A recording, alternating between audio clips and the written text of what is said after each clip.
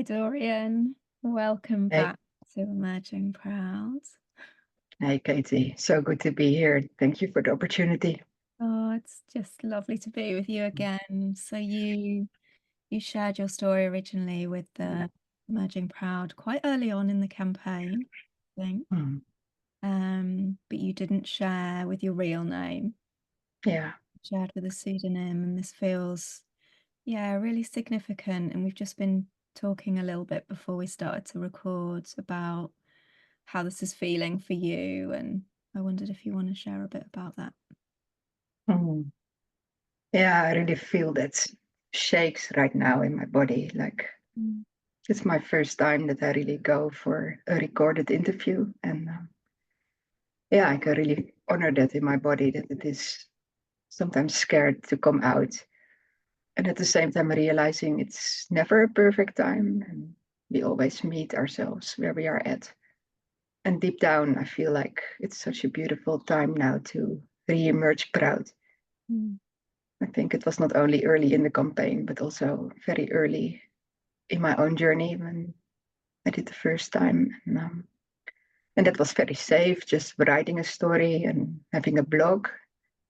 And now just being recorded and being aware of my Dutch accent while I speak English. And at the same time, where we just spoke about before recording that by creating safety for ourselves and I feel the shakes increasing right now. It's funny, but by that we can also create safety for others who want to share and that we can really deep meet each other. Yeah, even in vulnerable spaces. Yeah, thank you, Dorian. And it's a real tricky balance, isn't it? And I shared with you, I think I've possibly overshared or shared too soon in the past. And, I have parts that feel shame or regret around that. And then Mm, you reflected back that you actually found it really helpful that I did that because it gave you the confidence to speak out or own your own story. And that's super helpful for me to hear. I mm, still feel nervous now doing these because there's new parts of myself that I'm discovering and sharing. And yeah, it's not about it's about discerning, isn't it? Like, is my fear telling me, is it wise? Is it telling me like it's not right, that's not the right time? Or is that a part that is frightened about how I'm going to be received? Or so yeah, I'm really grateful to those of you that I've learned from, around parts. And when you share your parts, my parts resonate. And yeah, mm, so we're talking a lot about parts already. So you are now mm. an IFS level 3 trained Yeah, that's right. facilitator. So Yeah. maybe we can start with actually something I really wanted to share as well, Dorian, because this will be a slightly different interview from the other proud Mm, emojis who are re-emerging, because mm, you were one of my recent research participants, and we mm, spoke about whether it was right to voice that or not, because it's not the norm to talk about openly the fact when you've taken part in research. But I think for this study, it was something that I really wanted to advocate for if my research participants wanted to use their own name, that ethically that should be allowed, because you have done so much work on working with the shame about not speaking out openly about these experiences. mm. And Yeah. not only that, you've had a label of, you know, you've been labeled with something that you didn't want to identify with as Mm, part of your story. And so actually mm, letting go of any other labels other than how you want to identify with your name, but mm, really important to honor. So, mm. yeah. Yeah, I can really feel that while you say that. That's letting go of how other people view you or how the system labels and put you in a certain box, what's so limited. Yeah. I really feel how that sort of flows now through my system, and the shakes are less. So, Mm. and it's such a privilege to do this together as this emerging proud community. Mm. It's amazing. Beautiful. Yeah. Mm.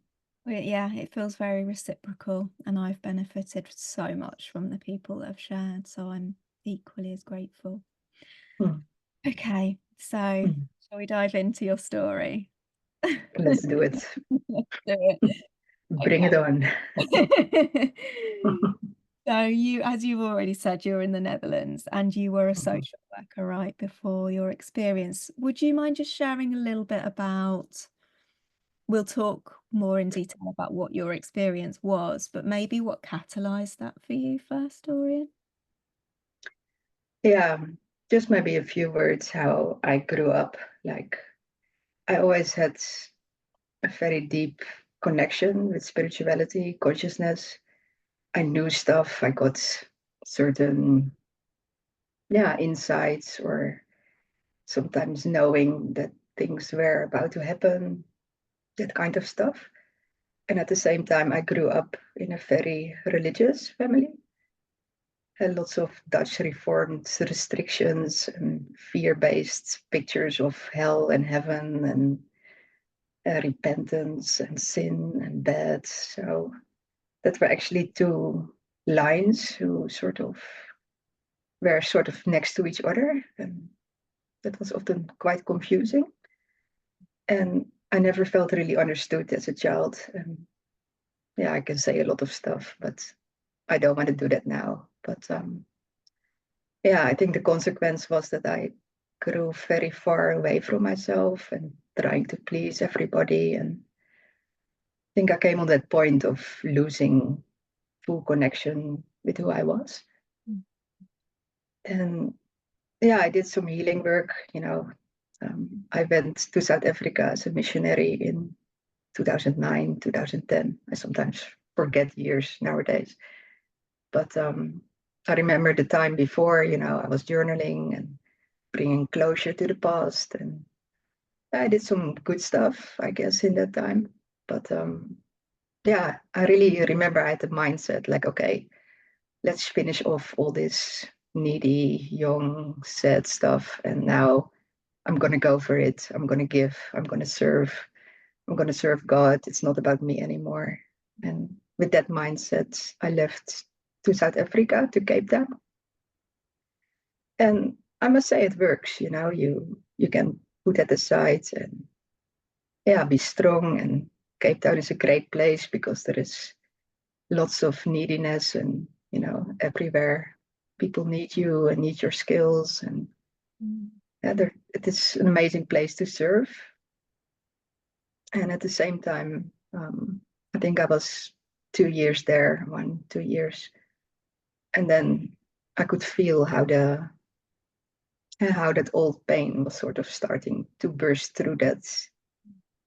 I want to say now facade, but back then it felt real. But also want to honor that. Oh. But it started to work its way through, and yeah, that accumulated in a huge inner conflict where very young parts were working through attachment wounds. And at the same time, it gave very complicated religious, moral judgments inside of me. So Mm. yeah, that was too much to hold. And then it happened. I think, can we just talk a little bit about what you've just spoken about there, because I think this is so important to acknowledge on the journey. Mm. So I recognize this in myself. I think a lot of people that have spoken have recognized that there's so many patterns, isn't there? Um, in terms of, we think we've done our healing work, we might have spent years of kind of in therapy or um this crazy I AI. don't know. Somehow puts up his thumb. I never did that, but It's AI weirdness. Yeah, sorry it's about. agreeing probably. Yeah. Yeah, and just we think we're healed and then we want to go and serve and we just focus outward, and that's like, oh yeah, where the problems occur. And I think Yeah, if we're not doing the constant inner reflection, that can become really problematic. And I absolutely relate to that. And I think that's a really important thing to mention, because I think a lot of people can get stuck in that place of, you know, I'm healed and it's my I'm here to serve. Mm. And it can come and bite us on the ass. It does, yeah. If you're lucky, maybe you can do it your whole life. And yeah, Is it it's lucky? actually, it feels real at that moment. It's not like you're faking it. It's, Totally unconscious. yeah. Absolutely. Yeah. Mm. Yeah. Yeah, and I guess safe, you know. Um, Mm. my friends wrote a piece around a precipice of return or emerge, when we kind of reach this edge of a cliff, and it's like you kind of have to, so you have this inner knowing that you need to surrender, but actually it's so scary to the ego. It's so much easier to return and tell ourselves, like, actually no, I'm fine, I'm doing good, and I don't need to, I don't need to move forward. So yeah. Mm. And Yeah, sometimes we don't have a choice. It's like the universe gives us a kick off the edge of the cliff. And I yeah. have a sense that's what happened to me. And I have a sense that's what happened to you, right? Mm. Yeah, that's exactly what happens. I think, you know, it felt not only like it happened to me, but I was sort of be prepared, and it felt really like the right time when all the stuff opened up. I always had that inner knowing, that inner voice. I never heard the audible voice, but it was that deep voice from the inside out. And yeah, just before it all broke down and opened up and went into that deep surrender, and there was almost that image of somebody sitting next to my bed in the evening, and was so much love and compassion, like, hey, are you ready? Like, it will be, a devastating time, and at the same time it will be all what needs to happen, and are you ready? And I could feel so much love at that moment. Wow. Mm. Mm, okay. Yeah. So then, Mm. Yeah, so there was lots of guidance and love around it, and sometimes when we think we jump off that cliff, we feel like we do a free fall, but mm, it was actually so much more the opposite. Like, mm, when mm. you jump, how deeply you are held and loved in that space. Yes, yes, yes. And it doesn't end, does it? It's like there are continuous cliffs. But I Mm. think the more that we do it, the more that we surrender, the more the parachute just is there, if we Oh yeah, we trust. absolutely. Yeah. Hmm. Uh, Yeah. So what happened that first time, that big initial time when everything broke open, or sorry if I've not used your words there. Um, but Yeah, broke open. I still struggle to find words there. Like, yeah. yeah, I felt a rush of energy and joy and oneness, connection. It was almost like I was in a full different world suddenly, where everything was possible, almost mystical Mhm. world where, um, yeah, see, I still can't describe there the right words, but it was such a deep experience of, yeah, a whole special season actually where I entered in. And yeah, it was so symbolic. Looking back, it felt all like it was really happening at that moment. But it felt like I had that feeling that I was going to die and somehow come back to life again. That was from the very start, very present there.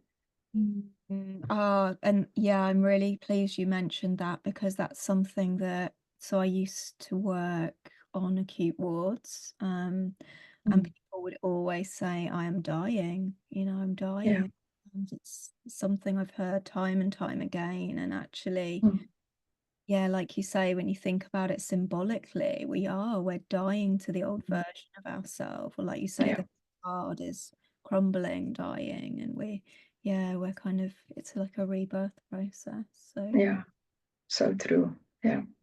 And often afterwards, I sort of hoped or wished that that really happened, like it would, if I really would have a near-death experience or had died and brought back to life, it would have been such a more cool story instead of just feeling your life crumbling apart and everybody sees that. There was such more shame and stigma to work through that. So, but at the same time, I learned such a lot about what's real for your soul or mm, what's truly happening. And yeah, I so agree. It was like the end of the old me and coming back as a full new in becoming, not through all the falling down and jumping again. And yeah. but that gave that possibility or so. So also Mm, just want to honor that.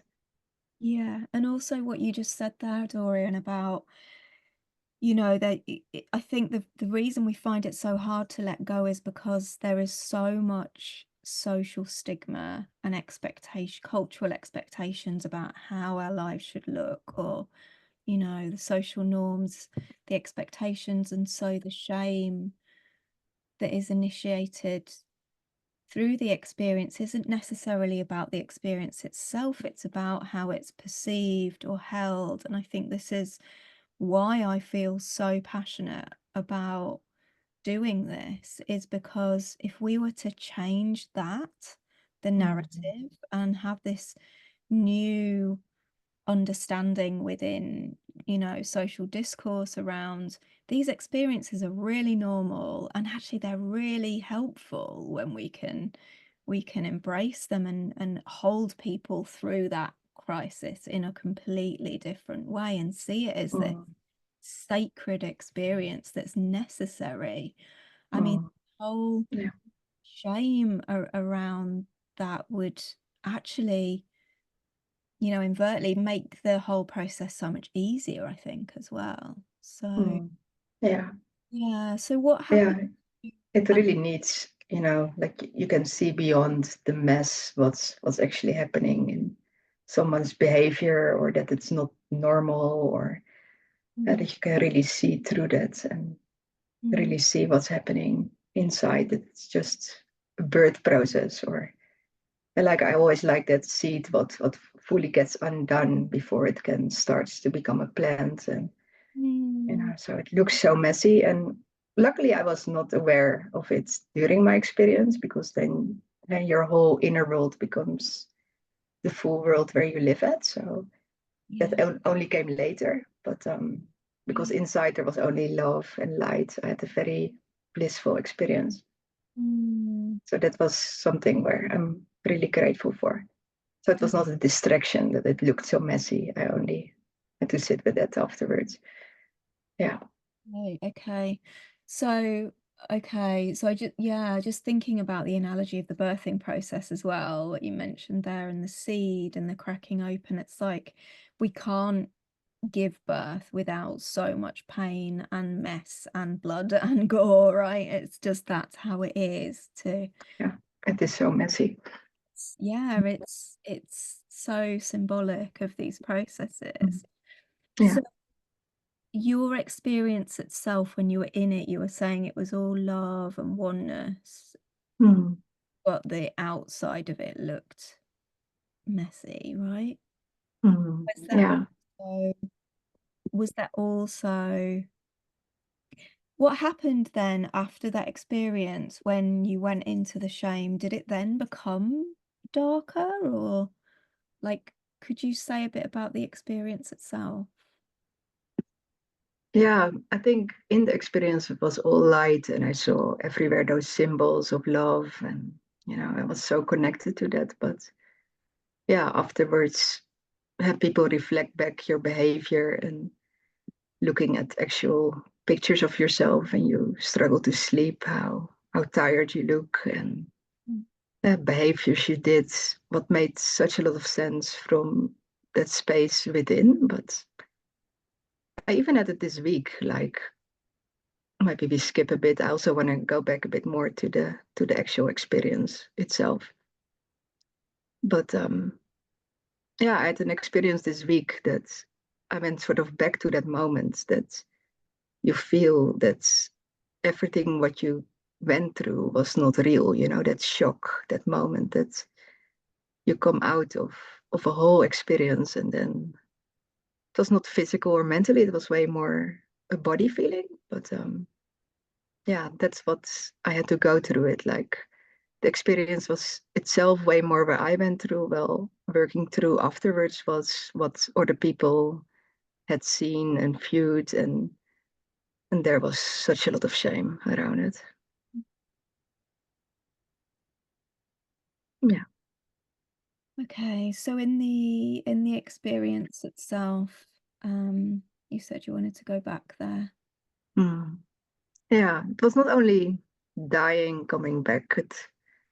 I think I went through at least 30 scenes or so, like very symbolic experiences, sort of woven in together as one um, big experience, but were actually very separated lessons. Or Okay. another one was really noticing the end of the world. It was a sort of end of world scene, and I knew the new world was coming, and sort of being part of bringing that. And Mm. yeah, I remember different scenes. Well, I speak about it, and yeah, that was also for me later on so profound. Like I skip again now to the work of John Perry, how he says like end of the world. It always has to do with your worldview, how it radically ends and dies, and how Mm. you start seeing differently.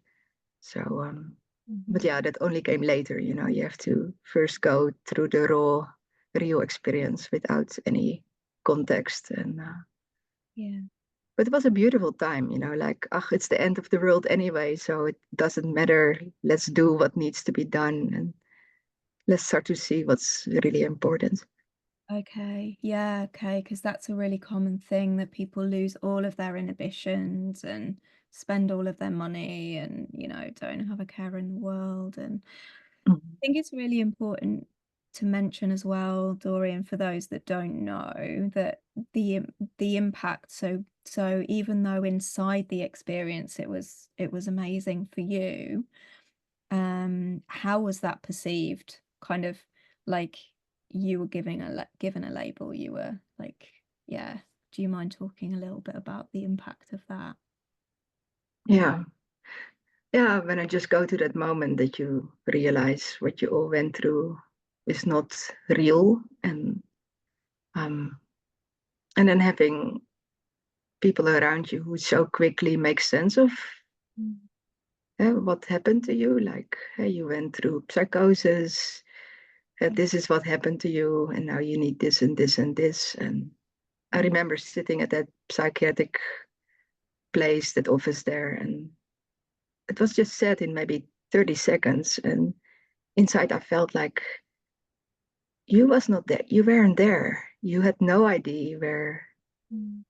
I felt it was such a meaningful experience, and I was able to hold that.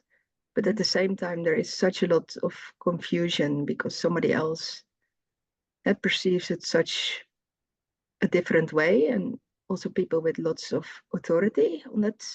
That's a strong system, but has a huge impact on how we see mental health. Yeah. And yeah, I said it in your research as well, like those moments that you need to support, like, okay, we don't know what happened, and let's find meaning together instead of somebody laying its views on you and sort of limit you. And Mhm. yeah, it was a very confusing time because you cannot also trust your own brain anymore. Like something huge happened, and you see the damage, you see the mess what it became. So I fully lost trust in my Mm. own mental health actually at that moment. Okay, yeah. And at the same time, there was that deep knowing, like, hey, this is meaningful. This was so powerful. Mhm, mhm. So it's both. Yeah. Okay, so you were labeled with psychosis and hospitalized, right? I was not hospitalized. Okay, I had intensive home treatment, so they came a few times a week. Yeah. okay, sorry. Mm. No worries. Mm, I think one of the things it's important to say, one of the things that, I really admire about you, Dorian, as well, is you were a social worker in mental health before this happened, and you went back to that afterwards. And I think you've spoken to me before so compassionately around people that work in the mental health system. And, I think there's so much understandable anger with it, by people who were treated um, disempowered by the system through having this narrative imposed on them. I completely respect and understand that, but I think it's part of, isn't it, the integration journey and process to kind of reach that point where you have of compassion, and actually people are only perceiving it from their own lens, but actually, so that was difficult for you. Like you said, if someone had been able to hold that space with you and talk about, let's find meaning in this together, that Mm. that's one of the things I wanted to ask you, is like, what would have really helped you at that point? Like, what did Mm. you really need? Because I think this is what we're speaking to, is creating the new world. So you described it as not being real, but actually those of us in this movement, like we kind of talk about what's reality anyway, right? When you've had this expansion of consciousness, it's like this the questioning what is real in a Mm. materialist sense kind of shifts anyway. So yeah, That's so true. Yeah. think about it. And I want to talk to you about that as well, like what you learned about consciousness from your experience. But yeah, in terms of yeah, what did you ideally need at that time to hold you in that process? Because I think we are creating the new world together through these experiences, or creating, a new part of something in the new paradigm. So what would that have looked like to you? Mm. Yeah, ideally it would have been somebody who could have there be with me, because I had the privilege of going back to Cape Town and then stepping fully out of the mental health system and finding my way on myself. But Mm, in that, you miss the connection and somebody who looks with you to see if things are okay. So I mm, all had to do it for myself. So it mm, would have been nice that somebody would sit next to me, but on a way more open way, and way more like, okay, this is your experience. mm, Let's go along that and let's explore together. And mm, as somebody who could also feel like, and now you go a little bit off track, or hey, you need some guidance, I think, when you mm. just go through such a major thing. Were you But in not in a way like I impose something on you and you have to give up what you went through. Yeah, yeah, yeah, yeah, Mm. yeah.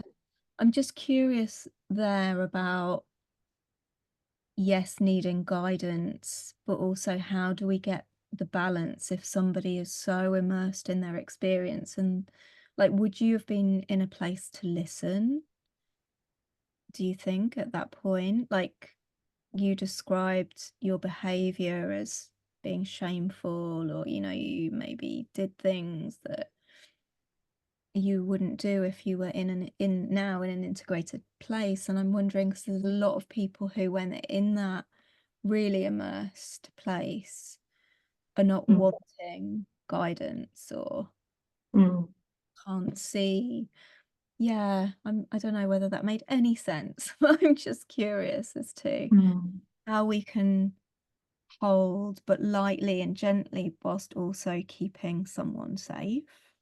Mm.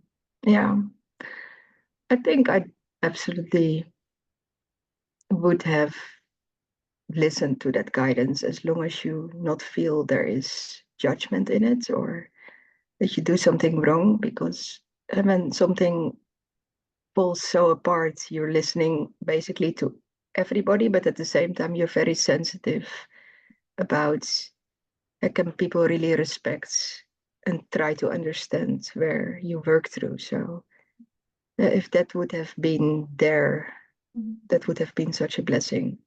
Mm. And at the same time, I think going through it by myself, you also learn the lessons more from the inside out. I remember I had to be sort of my internal coach, like Mm. finding that balance more afterwards by myself. Like Mm. every time when I had a whole stigma and I wanted to go down, depression, every time when that got too bad, then I could remember how special the experience actually was. Mm. But every time when I was too much like, oh, this is so amazing, this happened, and you feel yourself go a little bit up again, then like, okay, there's also vulnerability in it. So then you have to pull yourself down. And it Mm. really felt like I had to find that center afterwards Mm. to honor both sides of it. That's a lot of awareness when you're in the experience to have that awareness. I don't think I did. I did. It Um, and must also, have been. I also wanted you to speak to what you said as well about, it's a privilege to go away and hold ourselves in these experiences. And I did the same thing. I kind of ran away because Mm. I knew what the consequences would be if I spoke openly about it at the time. But it is a privilege. And I think it's so important to acknowledge this and that not everybody has that. And there's so many people who are really struggling, who are in poverty, who are marginalized, who don't have that freedom or privilege to go and find some retreat somewhere to kind of go through these experiences. And I think this is why, Mm. we're trying to create this change to hold people that are the least privileged in Mm. society as well. So Yeah. speak to that. Mm. Yeah, so okay. So what helped you, Dorian? So you said that you followed the inner guidance, and so you weren't in hospital, so I guess that was part of the blessing of having this kind of freedom to do that as well. Uh, Yeah. Yeah, I was originally coming from for 1 month to the Netherlands. I even won a KLM tickets to get there. And once I was here, I got my spiritual emergency. So I lived in Cape Town back then, and then I got in the Netherlands, and then it happened. And then on the end, I stayed for 3 months to stabilize. And yeah, first and foremost, it was that inner voice. What was the main help for me. Even during the experience, it was constantly there. It was guiding, it was leading. I remember that word so clear when other people were speaking about, oh, it's not going so well with Doreen. She needs this, she needs that. I remember I said it in your research as well. But then I remember that voice sort of this puts the hands on my ears and said, like, hey, the only mistake you made is that you tried to understand it too early. That was so clear there. There was such a clear guidance. And yeah, also all the stuff what happened, there were many more things and deep symbolic things, but they were sort of already give subtitles to it. Like in time, you will learn this, you will learn that. And there was such a lot of wisdom coming through. Oh, wow. Okay, so this voice was telling you you don't need to understand it now, it will make sense in time. Yeah, Wow. I've got this really strong part in me, and it might not be the right time, so tell me if it doesn't, but I'm like go that for it, Katie. that wants to ask you your perception of like so you talked about you were diagnosed with psychosis, and then when you came back to the Netherlands you experienced your spiritual emergence, or you kind of had this understanding of it as your experience as that. What's your perception of psychosis and spiritual emergence, or whatever we want to call it, transcendent transformative experience, in terms of, there's a lot of debate around this. They're two Mm. different things. There's a continuum. What's your idea? That's a big question. So sorry to throw it on you. It's fine if you don't answer. Don't worry, you have to give it a lot of thought when you go through it. So yeah, I lean towards more the continuum. Like it's more like that spectrum for me from fear to love.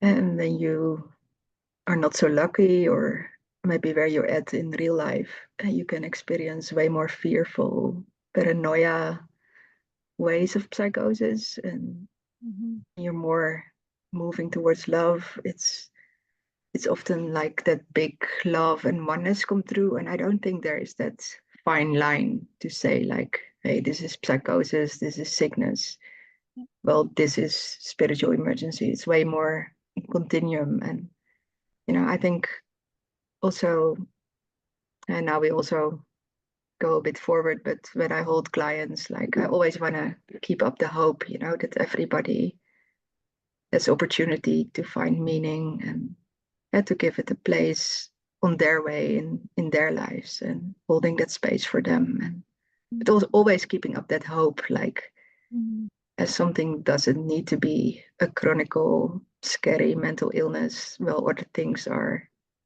It's all where we're at, and we're all learning, and just holding that. Yeah, thank you for speaking to that. So yeah, before we talk about what you're doing now as a result, I was wanting to ask you as well, like, what did this experience kind of tell you about consciousness? Big question. You wanted to ask that, huh? You said it before. I know, Yeah. because you've mentioned you had this expansion of consciousness. It's like, what does that? It's really, like you said, these experiences are so hard to put words to. But I'm wondering if, like, you have any interpretation of that now, or you've kind of, come to any meaning in that, or like understanding of. Yeah. Yeah, back then it was so sort of separated, like that whole, I was, I think, for a bit more than a month in this experience. So it was a very separate experience from my life, basically. But yeah, maybe the main thing is that it's a mystery, and that so many things are happening simultaneously together, and it's a sort of meeting point between our own traumas and blocks, and the divine love what can come through that, to whatever kind of spiritual emergency you go through. There are many different ones, but how that is sort of meeting each other, and how much wisdom it has to meet you exactly where you are. And often the process can still feel relentless because it strips such a lot away of who you think you are. And it feels often like you go fully naked and fully stripped of all the beliefs where you're identified with. But in that, there is such a lot of love that you can have, becoming who you really are, and that can start birthing at the same time that everything else strips off. So I often see there is such a huge wisdom and creativity in it, and such a lot of love, but at the same time it feels relentless. And it's so easy to get overpowered or see conscious almost as an enemy and disrupting your life. So maybe it's all of that. And there, I like in that birthing place, like it's a messy process. It's very messy, and there, in that, the beauty is happening, and that's the mystery, I think. Does that make sense for you? Yeah. Do you see like the consciousness that we all swim in as the same as kind of our inner, like you're just talking about the process of what happens around our inner processes. Do you see them as inseparable? I think they're all one, actually, nowadays. Yeah. I think before also, when religion is more separating God from us, and I think through the experience, I learned so much more about God within us. But God is at the same time so much bigger than just within me, it's in everywhere and it's all connected. So is it right now that you don't practice your religion anymore? You're kind of identifying more as spiritual, right, but not religious. Is that right? I do, and at the same time, understanding so much things on a new way or so. Even biblical scriptures come back, but more from Mm. a place of wholeness and from the inside out instead of something what's put on you. So I can still tap out of that experiences, but on a whole new way, more Yeah. open, maybe. Interesting. Mm. Yeah. So did you have a lot of that, like the biblical symbology in your experiences? Yeah. Yeah, I remember I was a Christian missionary. I Mm. was fully into Christianity when it happened. So that was my only point of reference. And but you can be met exactly there. One of the core questions that inner guidance voice asked me one evening was, how you have those two biblical books, had the book of Revelation where all the disasters and end of world things are happening and all the punishment, and then you also have that book Songs of Solomon, what goes about more the love between at the bridegroom for his bride. And I remember that voice was asking me that evening, like, hey, the world is sort of expecting disaster and punishment and things go bad and worse. But is it sort of okay that internally this battlefield is also opening up between light and darkness so that it can become sort of one again and integrated?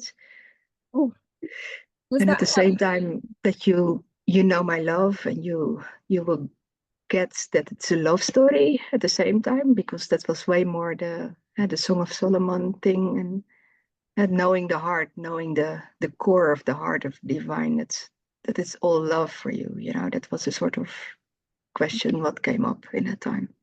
Mm. So are you saying like the whole like that they're the same thing? Like that's the paradox.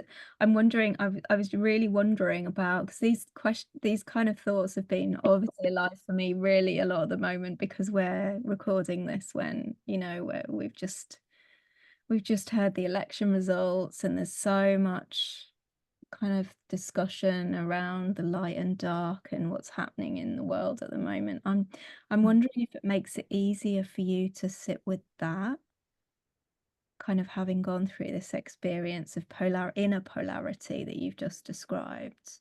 Does Yeah, it make it easier to like witness the polarities that are going on in the world and like know that it's like you just said, it's all one and the same, like it's all love within yeah, there? and sort of also seeing all what happens in the world as a sort of birthing process as well, instead of that it just becomes darker, and but seeing the light sort of behind it and through it.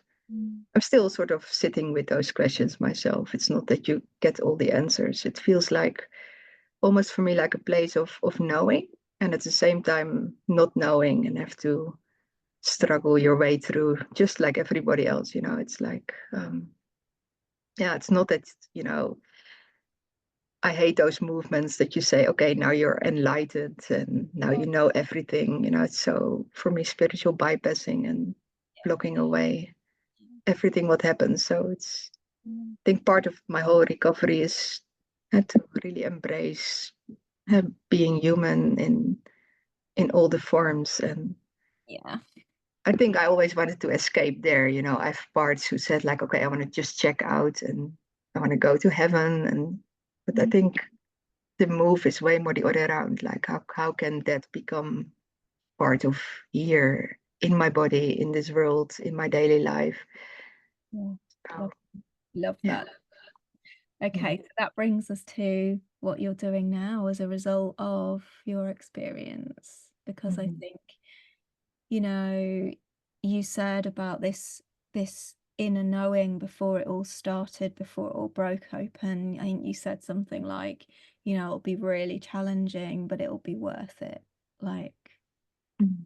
yeah. So could you Yeah. say a bit about, I guess a question as well is, do you feel like this was a necessary experience for you to go through in order to lead you to where you are now? Like, or Mm. yeah, do you feel like that was kind of a plan on some level, or is it more of like a coincidence of kind of what you've been led to do now? Like, what are your feelings around that? I'm not sure if it's a plan, but way more a sort of natural developmental process. What's just like everything are seeds, and in that is already the full development present, and it sort of just rolls out that way. Um, yeah, but in the way of finding meaning, like in my early recovery days, and I took quite a while because I noticed like it's recovery and discovery at the same time. So you really need time to let it integrate.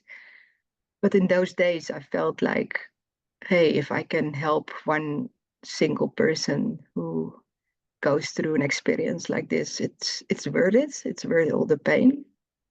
But there, I had to sort of U-turn, like, hey, I first need to fully embody that it was meaningful for me, and really feel that and let that work through before prematurely using it for other people to had this way more sort of ego thing, and Yes. sort of really had to integrate it, that this was such a meaningful life transformation for myself. Yeah. Yeah. Gosh, Mm. yeah, I can really relate to that. I had exactly the same, like, oh, yeah, if this campaign helps one person, it's worth it. Yeah. And our parts often so want to quickly go to the outside world, help others, and we really think, and maybe it's the same thing as, yeah, I deal with my past and I'm going to help other people's now. Like, you really want to It's focus on insane. others, and then Yeah. I know, like, I don't make me look within again and again and again and again. I know, and it never ends, right? It's like it a never ends. No, it never ends. no. Mm. Um, But at the same time, when you keep doing that, that really creates more and more capacity to keep check in by yourself and working with your own parts. And I felt like I moved back to the Netherlands maybe 3, 4 years after this crisis happened. So I had a great time in South Africa, just stabilizing, doing my mission work, finding a new balance. And then when I moved back to the Netherlands, I started to work back in the mental health field for certain jobs. And like we say, like it was also so valuable for me to sit with psychiatrists around the table and working for a client there, and more seeing us equal, and working for somebody else and seeing their positive intentions. So I mm, just had a few years of trying to fit in basically in society again. yeah, But it never felt like, yeah. I think the thing I missed the most of my years in Cape Town was that freedom that you can really do from the inside out what your heart wants. And Yeah. yeah, in Cape Town, I was part of a group what was really what was doing deep inner work as a group, and it was very nicely facilitated. Mhm. And yeah, deep work, and we also started to work with parts. And the setup of those groups is that the circle actually becomes a mirror for your own internal work. So, and when there was a conflict between two people, and it was a sort of mirror for a conflict within yourself, and holding that, and then working it through externally, and at the meantime you work it through internally. And it was beautifully facilitated by two great people. And but it fell apart quite suddenly. And then I realized, like, I have to become my own inner facilitator, as a sort of self-leader, self-leadership. Mm. And of course, at that time, IFS came around the corner. And gave Yeah. a beautiful modality how to be that inner leader. So Okay, yeah, so so much things to say, like it's not like a linear story. Sorry sure. for going a bit up and down here. It's good. We can weave. It's fine. It's fine. It's all good. It's all interwoven, right? So before we talk more about internal family systems, IFS, and how Mm, you were led to that training, I just wanted to speak about what you said there about trying to go back to work in the system and kind of fitting yourself into what felt like, mm, I'm putting words in your mouth here, so tell me if this doesn't feel right because I did exactly the same thing, and it's like it felt oppressive. Like you said, you couldn't live from your soul, like from this calling from your heart about what you felt you should be doing or not should, like we're here to do. mm, And I hear so many people speaking about this at the moment in terms of moral injury, like how it causes this inner split again to be in a mm, system where it mm, feels oppressive and it feels counter to what you know to be right and true and part of, I guess, creating the new world. Because if we try to fit ourselves back into the old systems, that mm. then causes another inner conflict and another level of kind of Yeah. shame, potential catalyst for Mm, another layer of, of emergent or existential crisis, right? So, mm. how did you get out of that? And you said you were guided to internal family systems therapy.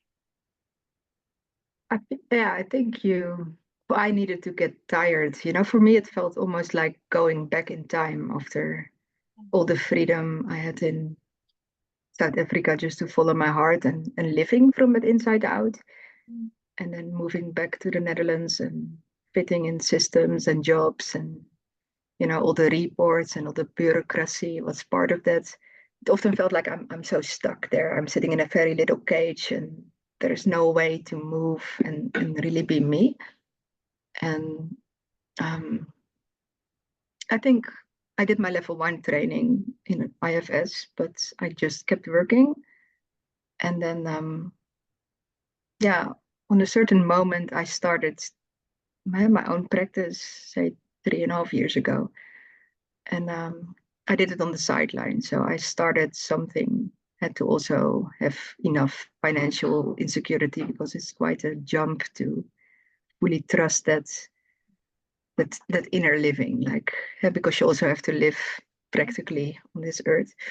mm, And the price was that it took a lot of energy, like having a busy job and then doing sessions in the evening or on those spare free days. So I really felt I was so tired and living two lives and try to combine it. And so I really felt like at one moment you need to make that step of courage. Like I think I really felt burned out. So I was mhm, taking off for a month and I was really sitting with myself like, what do I really want? I really want to go and live from this place, what I know I'm here for. But then immediately those other things come up like, yeah, who is waiting for me? Imagine I bring myself out there and, nobody comes and, you have to sit through a lot in order to feel like really worthy and really have something meaningful to offer. But it was quite soon after that I resigned by that very busy job and I got a lovely job here by us in Amsterdam. What's maybe one evening in the weekend, and just to hold space for people who are mentally vulnerable and who come just there for a soup and some coffee and we play games. And compared to that busy job, it was such a breeze to get this sort of different job where you could just be there and have more presence and just work with your heart way more. mm, And that still gave a little bit of financial security. And I'm still doing that job because I love it. And that's a really big part of a team and seeing people live and being in a group. So uh, I still do that, but that gave me such a lot of more freedom to start to explore like, hey, can I really bring something valuable to the world? And mm, every time I took one step more, like 5 new clients came and like sort of waves, like, but I had to make that step, like take that risk. Okay, take Yeah, a next step. Okay, like it was constantly a yeah. brave step, but then it was followed by, yeah, you can trust us. Go The on. universe does that, doesn't it? It's like if you trust, it's like, okay, yeah, you're gonna be rewarded. Yeah. Yeah. But first, that trust is sort of that little test, like, are you ready? You are. Go Yeah, for it. So yeah, yeah. yeah. Amazing. So now do you work specifically with clients, holding them through integrating altered state experiences or? I would say it's maybe 50-50. Okay. And I also sort of like it that you have different Mhm. cases, different things to work with. So yeah, but I definitely have quite a few clients working through those states as well. And do they come to you do you advertise that or do they come to you naturally? Um, the thing is, I never really advertise. I never did any marketing or so. When you do IFS, you come on certain directories, what is probably a start, and that's how people start finding you. And yeah, I'm also really grateful for people like Stephanie Mitchell, who is very experienced in the field of working through these states. And yeah, when she referred a few clients, like my sister felt again like, oh, am I ready? And at the same time, yeah, it was such a privilege to just start working and to have that inner trust again. And it was again one of those moments of risk, but then, beautiful processes happens from there.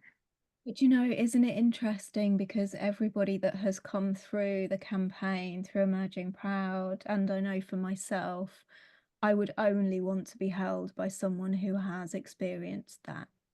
You Mm, like yeah, in you say you doubt yourself in terms of can you do it, but actually it's like one of my favorite sayings is we can only hold space for others to the depths that we've gone to in ourselves. yeah, And I just feel that to be true more and more. me too. I even had a chat with a client yesterday exactly about this. Like, Mm. so easily you can invalidate experiences if you never went through it before. And yeah, Yeah, how helpful it is when just a half word is enough and you can really be felt there. yeah, yeah, Mm, yeah. It's not just an intellectual thing, is it? It's an embodied relational, attunement, and we can, yeah, the mm, person that is with us can only feel, like, will feel where you're at, when you're with them. So, mm. yeah, Yeah, yeah. sometimes not even able to put in words. It's something you feel just instantly. Yeah, so valuable. Mm. Mm, Amazing. Well, how very lucky people are to have you to guide that process. mm. Yeah, and how lucky I am, also learning such a lot from clients. And I love that in the whole internal family system model, how Dick, the developer of the model, how he learned from his clients, how they were speaking about their parts. And for me it's such a privilege to resonate with each of them. And I, yeah, so rich. I love that about internal family systems, how it's just very, they talk about it's a really reciprocal process of the therapeutic relationship, and it's so different to other models. Yeah. There's no hierarchy and coming from that place of love and compassion and actually acknowledging your own stuff that's coming up within the process and that you're learning as much from. That's Mm. so respectful. Yeah. Yeah, so equal, like it's not like I'm the therapist and I will tell you. It's way more like, hey, let's listen, let's explore together. It's And a I very different dynamic. leaving like I'm holding you because I believe you have some really important wisdom that's coming through you in these Mm. situations. Yeah. You've And it's got, such a comfort that the wisdom is already in the midst of the client instead of that I have to come with all my wisdom. yeah. Sometimes it can meet each other and we have beautiful conversations, but Mm, yeah. yeah. I always like the term midwife way more than that I have to be the healer or the, and like it's way more facilitating a birth process that somebody can access their own wisdom and their own healing power and everything. Yeah. Yeah, and we talk about this, don't we, in the peer world, it's people who are kind of who have been through these experiences who are now coming through to midwife others to do Mm. their Yeah. process. So beautiful. Mm.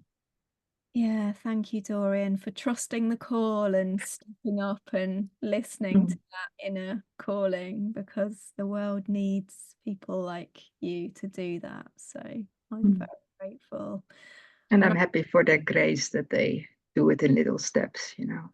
yeah. After that first jump from the cliff, I always felt like step by step, bit by bit. It was not a big jump, but all those little steps. I think Mm, that's really one thing what you learn is trust, yeah. trust in the universe. And Yeah. I was even thinking the other day, like I'm still sort of living as a missionary, but not on a religious way, but it's fully trusting that the right people will come to you, and when people finish their journey, and that other people will come up, and there are parts of me that's a bit like, oh, will I have enough? And but Mhm. trusting the process that you will have, and that things will come in time. So it's a deep trust, I think, what you learn through this process. Absolutely. I've got goosebumps. Mm. Yeah. Oh, thank you, Mm. Dorian. I think we Mm. probably should stop now. We've been talking, if I could talk for a lot longer, but is there anything else you feel like you would like to share? Yeah, maybe just a little bit about psychedelics, how I'm so grateful Sure. What? for Yeah. for Yeah. that. You know, it was maybe only 1.5 years ago I started to do a journey. So now and then, and maybe 7, 8 years after my emergency. So I really had to learn to ground and to hold the space. And but at the same time, it felt like such an opener and a new kind of catalyst to bring more waves coming through and more insights. But now on a very more controlled way. Like the first time it happened to me, and you don't know what's happening at all. Mhm. But now to have a sort of switch, like, hey, I can go into that state and I can learn and Mm. sometimes relax, or I often use it as my own therapy to cry everything out and to find insights and connection. And from Mm. that place, I can go back, and yeah, it really clears such a lot. And for me, it was almost like going safely back into the subconscious again. Mhm. The first time I took it, and I'm a person who takes it all at home just on my own. You know, that's Okay. I'm quite of a risk taker sometimes. But yeah, I remember like, oh, I know this place, you know, and it felt so good to sort of be back. And I think before my whole spiritual crisis was such a separated experience from my normal life. And I Mhm. think looking back on using psychedelics, then it sort of integrates it and weaves it in your normal day life, and it helps to yeah really bring conscious really here instead of that it's all there and Mm. like a way of living almost. So Right. Yeah, yeah. you can do it gradually, titrate it. Okay, so two more questions now that have come up because of what you've just said, which I'm really curious about. So, did you have what what kind of called you to use psychedelics? Did you have this kind of calling to get another layer of knowing or a deeper or a deepen your experience? Like what initiated that for you? And was there a fear around it, I guess, because of the experience that you had before? And also you something I don't want to lose. I've got a really bad menopause brain at the moment, so I might forget to ask you this, so I don't ask you it now. Um, yeah, so you just said this place, right? So the place of expanded consciousness that you go to when you're using psychedelics is the same place that you went to when you were in what got called psychosis. And I'm really fascinated by that as well, in terms of like, yeah, these experiences, are we experiencing the same realm? And is it just that it's catalyzed by different things, whether it's trauma or whether it's an NDE or whether it's a, you know, use of plant medicine? I'd love to hear your thoughts on that. Sorry, it's a lot of questions there. I'll try to remember, and you can remember as well. So I always love that quote of the mystic swims in the same waters than the psychotic drowns in. And I think I had quite some swimming lessons, so I'm able to swim now nicely and, lay my back on the sun and, like it's without that it has to overwhelm me. So I can way more be in this state and see years after this experience way more the symbolic meanings instead of getting lost in all the Right. different realities. Yeah. I felt back in 2015 that the door was open up and it's a whole new world and you get lost and I think for me psychedelics is way more like, okay, now you can take some steps in that world. And I always speak about because I really meet some powerful beings or God or guides, or I'm sort of exploring it myself, but they feel so much love and so much wisdom, and they really are teaching me lessons there, but step by step. So I sort of feel for me it's the same kind of subconscious realm of consciousness, but I can imagine that it can be different for different people. But for me, it was sort of coming home. And I don't think I actively searched for psychedelics. I did some workshops on using psychedelics when you had spiritual emergencies, like should you do it or not, or be careful. And I all took it on board. But it was a sort of a world what I didn't know. I never used any drugs before, never in my teenage years.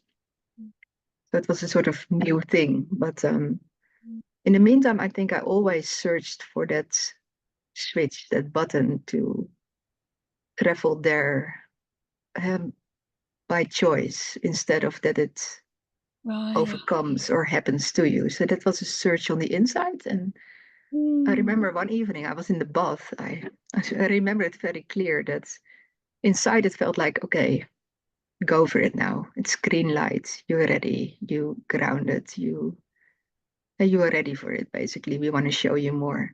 It sort of came to me. Maybe that same voice, that conscious voice, what was guiding. And then I just felt, okay, let's plan my first journey and let's see from there. But I can see it's that same wisdom. It's that same guidance. And it's almost like a sort of relationship you build up with consciousness. And for me, it feels very much more almost like a masculine consciousness, what is sort of meeting my feminine, earthly searching, falling down, crying me, who I'm in this world. And it's again like a sort of love story. And yeah, they felt like you're ready and we just want to have a relationship with you. And yeah, this happens to be a powerful tool for me. And I live in the Netherlands. That's a good place to live. Yeah. You don't have Everything to is worry very about the accessible. law. Yeah. Yeah. Okay, So, thank you for sharing that, Dorien. And I think that, yeah. the important points there. So you had the right intention to learn from it and to plan and to do it responsibly. And also it's legal where you are. So I think we just need to caveat that and make that clear. Exactly. Thank you. Yeah. Yeah, because it can be risky as well. It Well, really feels. yeah, it's not something we want to promote, but also No. really acknowledge what you're Yeah. saying around it being useful. And also I really took from what you said there around it was kind of another way of taking control back, like empowering yourself around having choice about when you enter these states and experiences, whereas before it was thrust upon you. It's Yeah. you can kind of, yeah, just gently enter it and titrate it whenever feels right, whenever you get that call. So Yeah.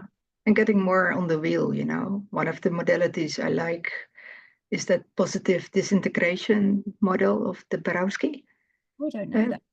Okay. where you first fall into a crisis, but how you can get way more proactive and really start sort of leading those journeys. And Yeah. I think for me, it's, yeah, what you say, really a way of controlling it and dose it and Mm-hmm. yeah, being wise with it. So Yeah. it helps me that the story continues and it's a never ending story, basically. It was not just that nice month in the past and then all the shame, but it just goes on and on and on. And Oh, that's the no, it beauty. never ends, does it? Once you pop, you can't stop. Yes.